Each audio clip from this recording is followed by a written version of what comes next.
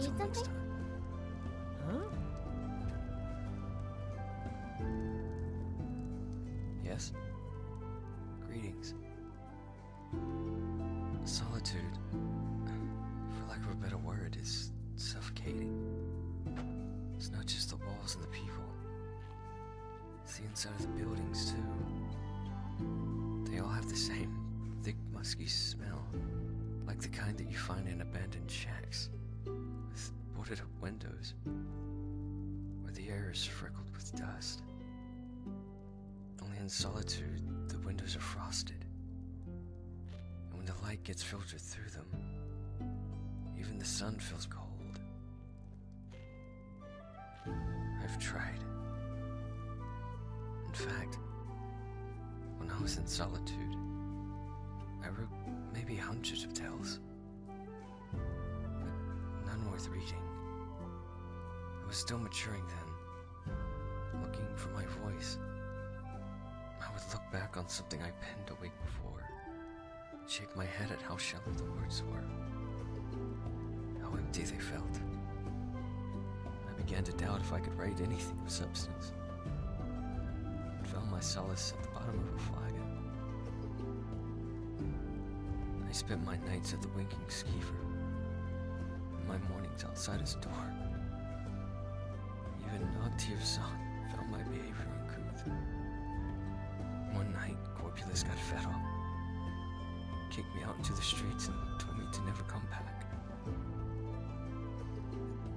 That's when I met my muse.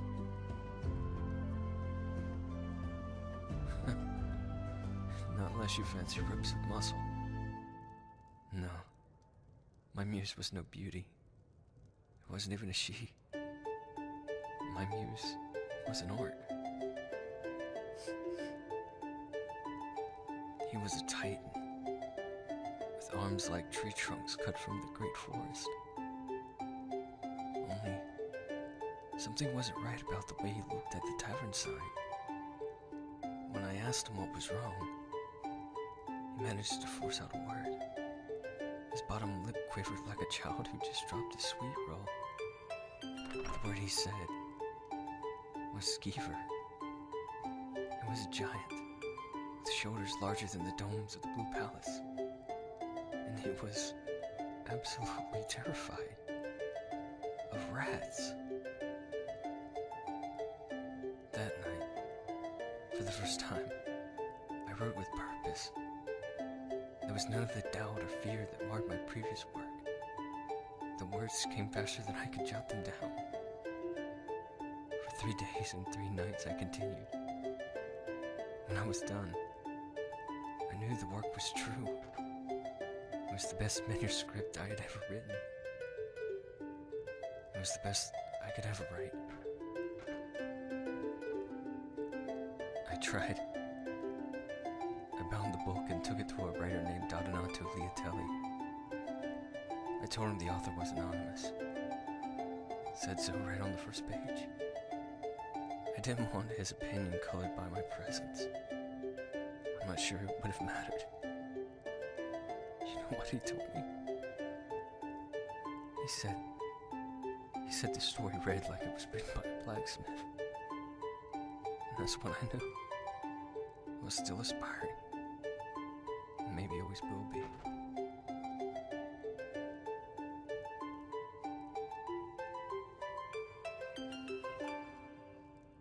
And the delusional often exaggerate their own worth. I could be a genius ahead of his time, a writer without peer. I could be a failure who doesn't belong, scribbling words that have no soul. To walk either path is to go down a lonely road. But that is Skyrim.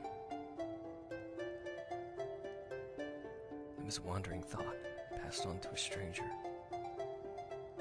I was looking at the ocean this morning, came to a realization.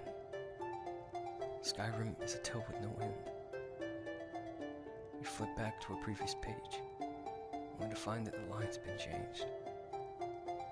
But the old themes still remain. There will always be war, suffering, glory, and love. Time never grows old. It's a season unending, a story everlasting.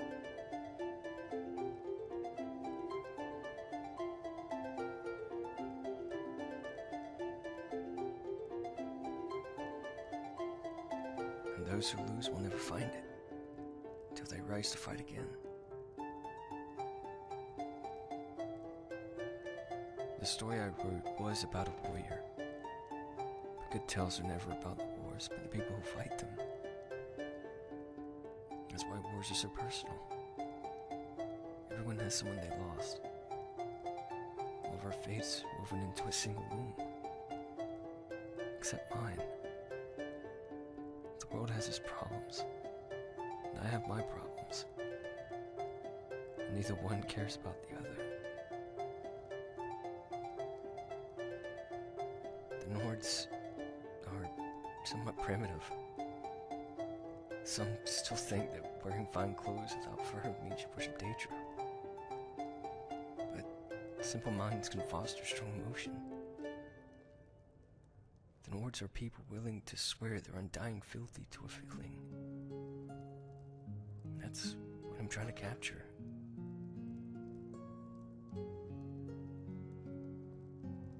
No. Not since Adonato rejected my last work. I'm trying a new style. This word's more pith. As if each sentence were its own story.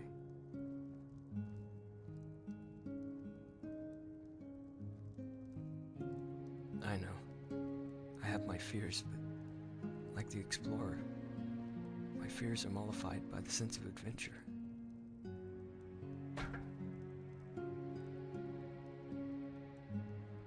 Alas, no. I've heard that a writer's words must sing from the page. The bard takes that interpretation literally. I tried it once, singing. The demand for bards is much higher than for writers, which is evident by the number of people in Skyrim who can read.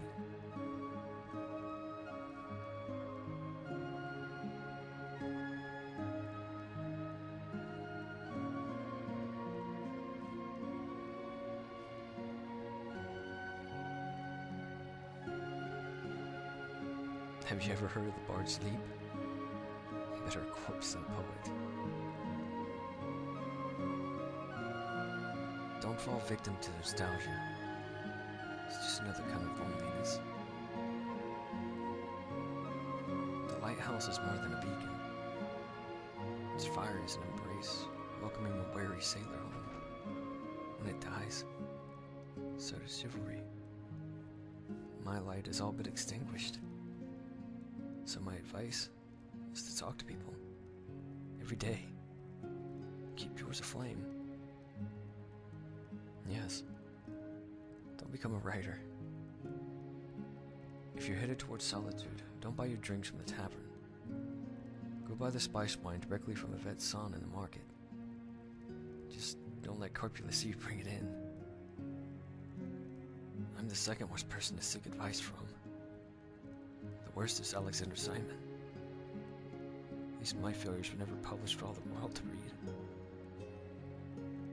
Live your days, so the days will not outlive you. Of course, the Nords have a word for this. It's cowardice. A bard's song will make you pick up a sword. A soldier's life will make you put it down. Never ask Karita to play you a sad song. She doesn't understand melancholy. All right, then.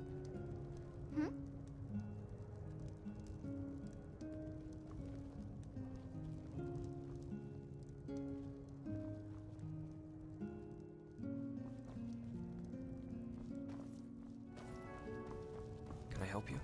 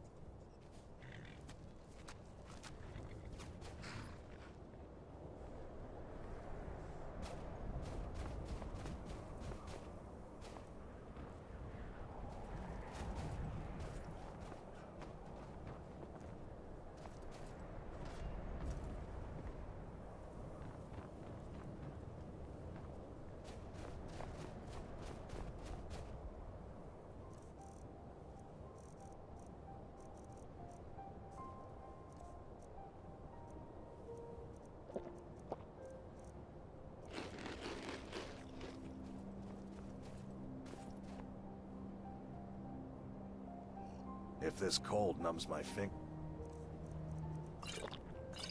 any worse, I'll scarcely be able to hold a weapon.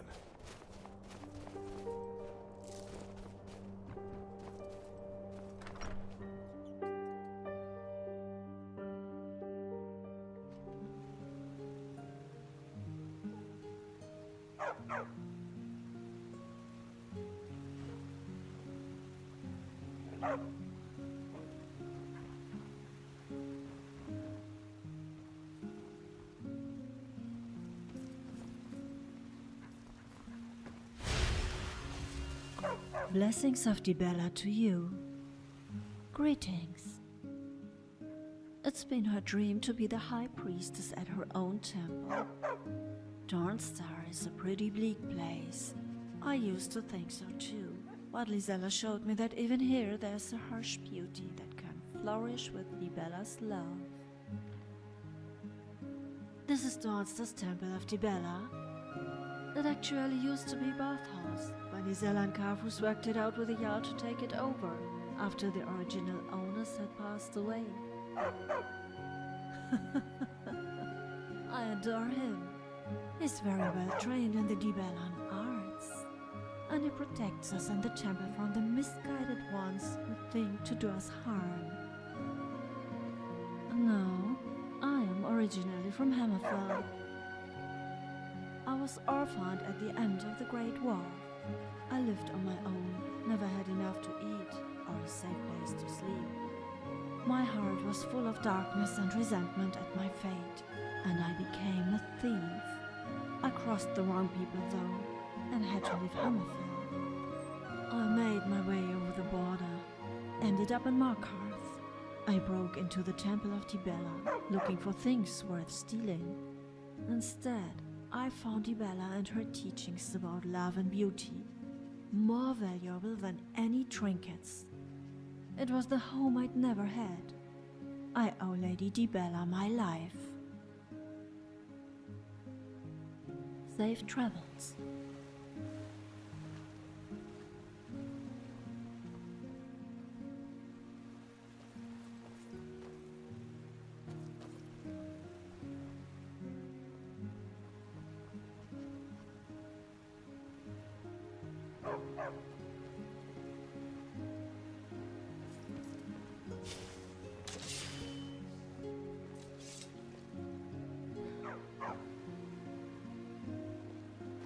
Blessings of Dibella to you.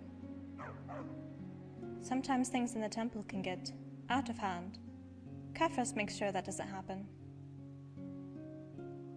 This is Dawnstar's Temple of Dibella. It used to be the Dawnstar bathhouse until its owner died. Lisella and Kefris made arrangements with the jarl to take it over and turn it into a proper temple, as well as a bathhouse. Oh, I don't know. There's nothing quite like a hot bath after a long day when you live in a place like Dawnstar. Yes, my parents had a fishing boat. It sank in a storm when I was a teenager. Mother died with the boat, and father died of grief soon afterward. I found my way to Markarth, where Lady Dibella guided me to her temple. Oh yes, it brings me great joy to share Dibella's teachings with the people here, and with all the people who pass through the port. She's absolutely devoted to sharing Dibella's teachings. Dibella guides you.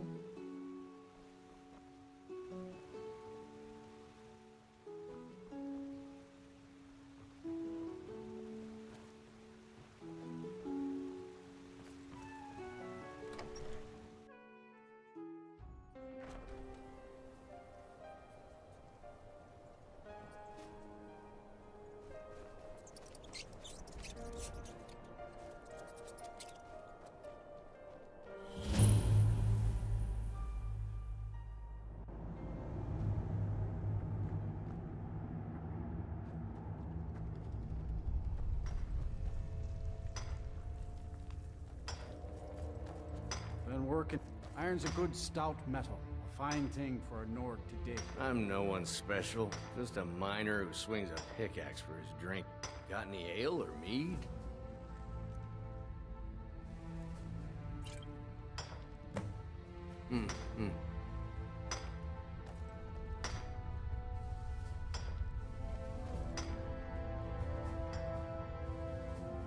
Here to dig, that's all.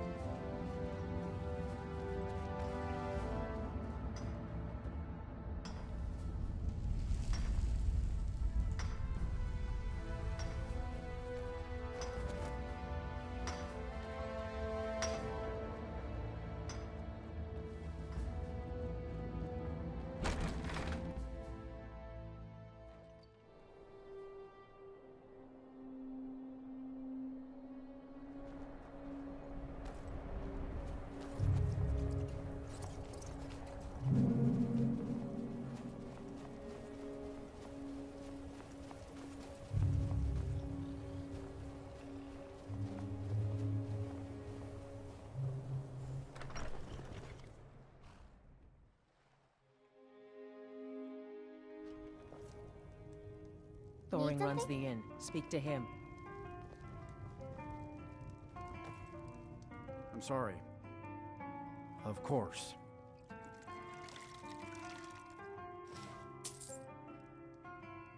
Sure thing. It's yours for a day. I'll show you to your room. Right this way.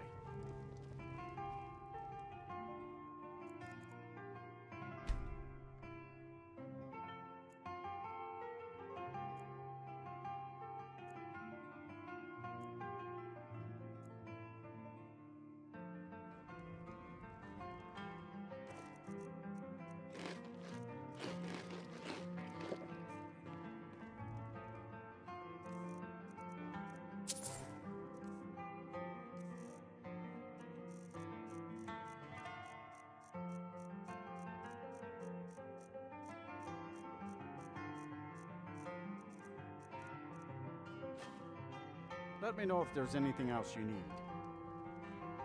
Drink for the thirsty, food for the hungry.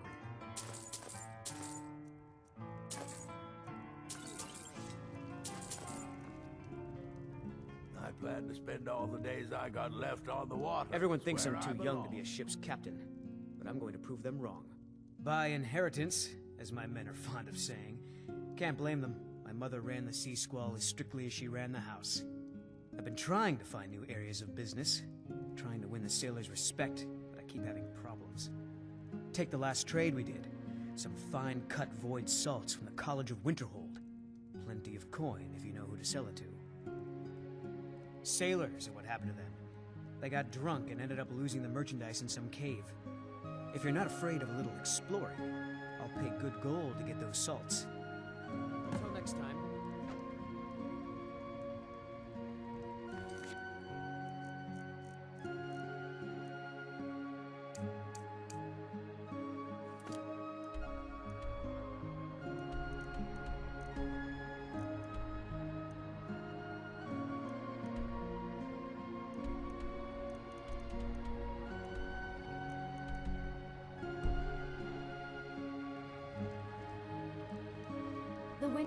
Sorry if my father seems a bit distracted.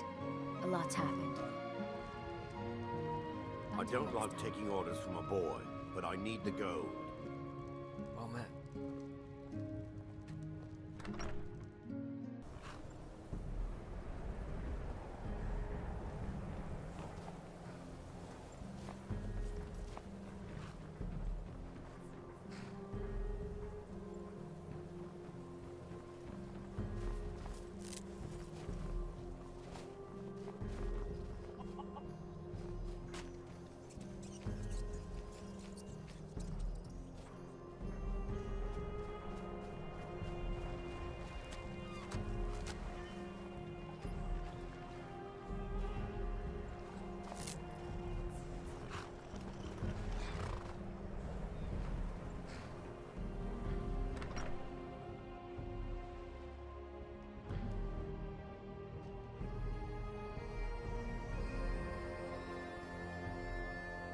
Can I interest you in some crab legs?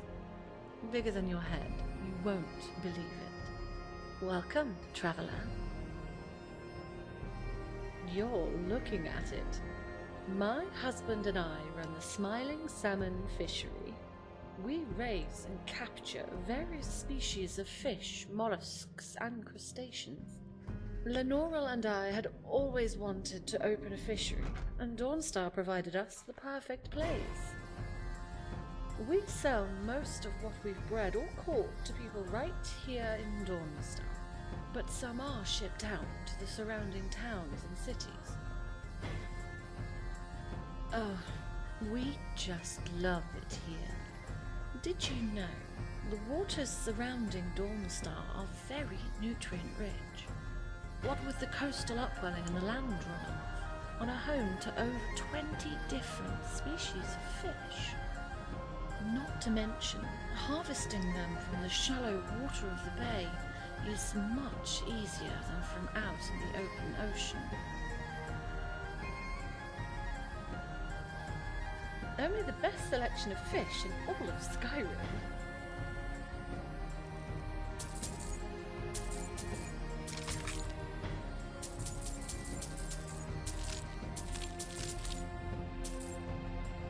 Safe travels.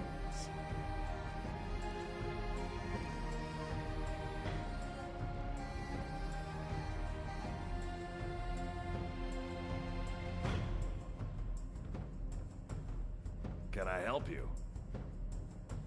What do you need to take?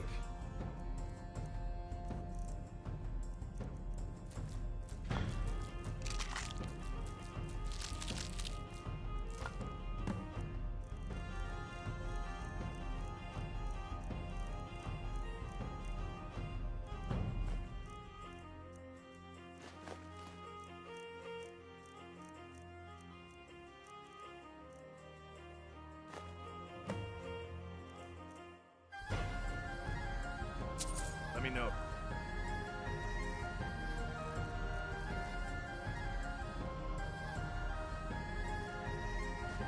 Need anything?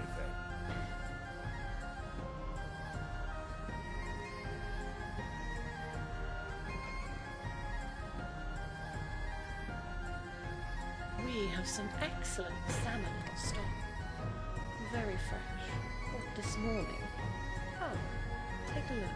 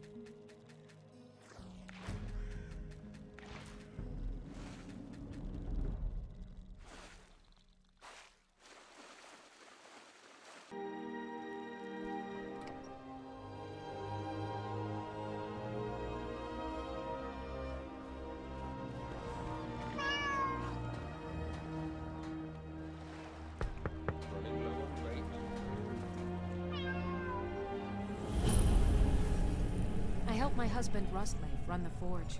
He's a marvel with steel. Excellent. I think you'll be glad that you made this decision. Thank you. I'll be sure to put it to good use. Not much. I came here a few years ago from Hammerfell when I married. The land is beautiful, but I can't stand this cold. I don't know how Rustlave manages it. That's right. Home of the Red Guards. The land of sand and seas. I hope one day I'll convince Rustlave to take us back there. Until then, I'm content running the forge together here in Dawnstar. Take care of yourself. Need a dagger? No? How about a claymore? My wife Sarah and I run it together. She's still smiths even though we found out she is with child. Our son or daughter isn't going to get much Redguard culture here in Skyrim. I know my wife worries how she will pass along her traditions. Hey, if you find a book called Night Falls on Sentinel, could you bring it to me? It's a story from my wife's people. Be good to have. Good on you. high. I've worked on a few moorings here and there for it. Most of the ship captains are superstitious about who works on their vessels. And Dawnstar is known for its bad luck. We're the last port of call before Windhelm, and the ore we trade makes rich targets for pirates. Come back if you need steel. The Jarl and I have our disagreements. Sorry if you had to overhear one of them. Skald supports Ulfric's rebellion, and he doesn't like having a couple of old legionnaires living in his town. He's a fool. A dragon has attacked Helgen. Dawnstar needs the Empire now more than ever. Drowning your troubles in mead? A lot of folks are doing that these days. You'll want the WindPeak Inn. As for work, you could try to catch Skald in a good mood, but your best bet would be working in the mines. They're on opposite ends of town. Stay out of trouble now. My duty is to guard Brina Meredith. Hello. There's an orc. Moved here recently. Oluk, I think. Runs a little general goods store. Decent selection. Then there's Rustleaf and Saren. Best blacksmiths around. And Frida, she runs the mortar and pestle. Alchemist, if you're into that sort of thing. Well, it's an important port city. The whole capital of the Pale. We've got 2 mines, Ironbreaker and Quicksilver, which supply iron and quicksilver respectively. As you'd probably expect, it's a home to many fishermen and seafaring types, myself among them. I was born here, but no. I only returned to Dawnstar a few years ago with my wife. We wanted to retire and settle down, and this seemed like a fine place to do that. Maybe I'll see out my years here. Yes, Marianne. We met many years ago in North Point. It was never the easiest of relationships, what with my being at sea much of the time. Sometimes she could join me, but not often. Here though, we could be together properly at last, and we were married almost the day after we arrived. I was a merchant seafarer. I had my own ship, and ran cargoes all around Tamriel. I made a pretty septim along the way, which allowed me to settle here. Of course I do. I love being on the deck, listening to the sea against the hull. Sometimes I go back out when things seem a little stale, just to remind myself. But I'm getting a bit old to be living that life now. And Marianne frets over it. May the wind be at your back.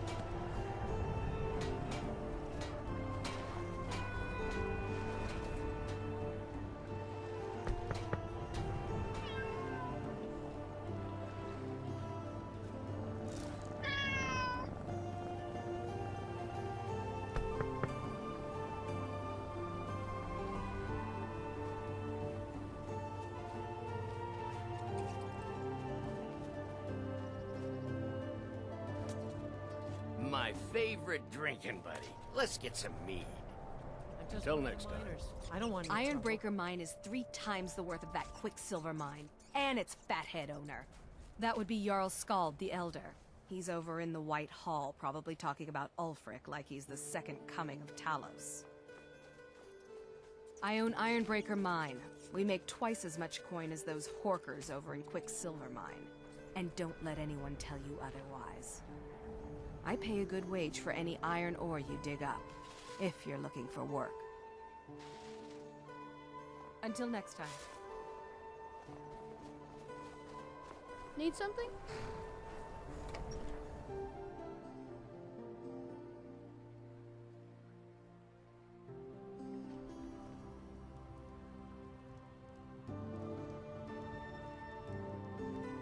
You're not as dumb as you look.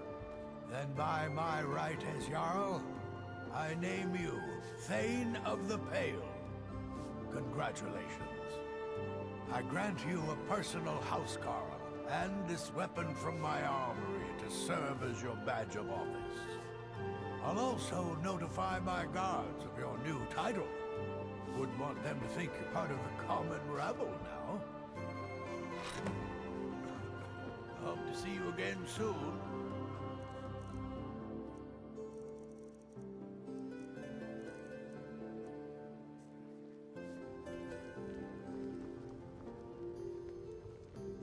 Jarl has appointed me to be your housecarl. It's an honor to serve you. The Jarl has recognized you as a person of great importance in the hold. A hero. The title of Thane is an honor, a gift for your service. Guards will know to look the other way if you tell them who you are. As my Thane, I'm sworn to your service. I'll guard you and all you own with my life. Good fighting to you.